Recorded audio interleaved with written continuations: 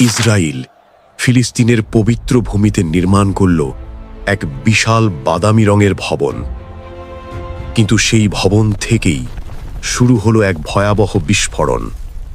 এক মুহূর্তে ধুলার ঝড়ে হারিয়ে গেল হাজারো মুসলমান নারী, পুরুষ ও শিশু।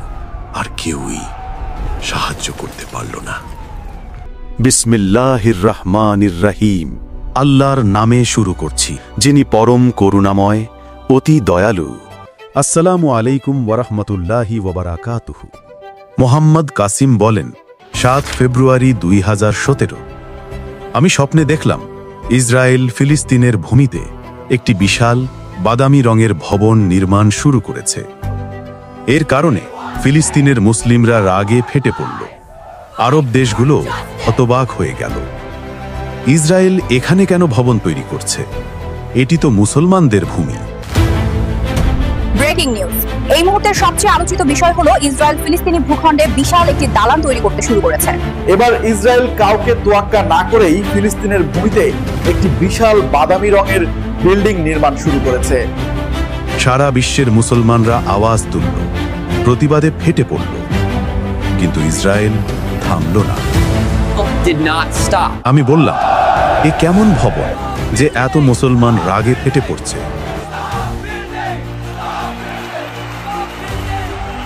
আমি এক উড়ন্ত যন্ত্রে চড়ে গেলাম দেখতে এই ভবনটি আসলে কেমন। যত কাছে যাচ্ছিলাম তত বেশি মানুষ দেখলাম প্রতিবাদ করছে। ইসরায়েল প্রায় ভবনটির নির্মাণ শেষ করে ফেলেছে। যখন ভবনটিতে আলো জ্বালানো হলো, মুসলিমরা ক্ষোভে ফেটে পড়ল। আরো বড় প্রতিবাদ শুরু হলো।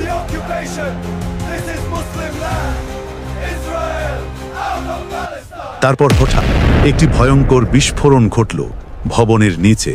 বিস্ফোরণের প্রভাব এতটাই ভয়ঙ্কর ছিল যে পুরো ভবনটি মুহূর্তের মধ্যে ছাইয়ে পরিণত হলো। তারপর শুরু হলো এক ভয়াবহ ধূলিঝড়, যা চারদিকে ছড়িয়ে পড়ল। আমি হাজার হাজার মৃত ও আহত মানুষ দেখলাম। পুরুষ, নারী, শিশু সবাই আক্রান্ত। ধূলিঝড় এতটা তীব্র হলো যে সূর্যের আলো ঢেকে গেল। দিনের আলো অন্ধকার সন্ধ্যার মতো হয়ে গেল। কেউ সাহায্য করতেও যেতে পারল না।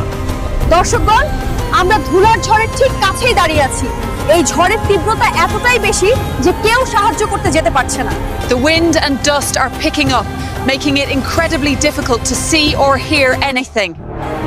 আমি আর সহ্য করতে পারছিলাম না, তাই মুখ ফিরিয়ে নিলাম। কিন্তু ঝড়টি ছড়িয়েই যাচ্ছিল। এটি ছড়িয়ে পড়ল মধ্যপ্রাচ্য, সুদান, মিশর এবং আরও অনেক দেশে। ধ্বংসযজ্ঞ এতটাই ভয়াবহ ছিল যা ভাষায় প্রকাশ করা কঠিন। আমি নিজেকে বললাম, ইসরায়েল আসলে কি করল যে এমন বিপর্যয় সৃষ্টি হলো? আর তখনই স্বপ্নটির সমাপ্তি হলো।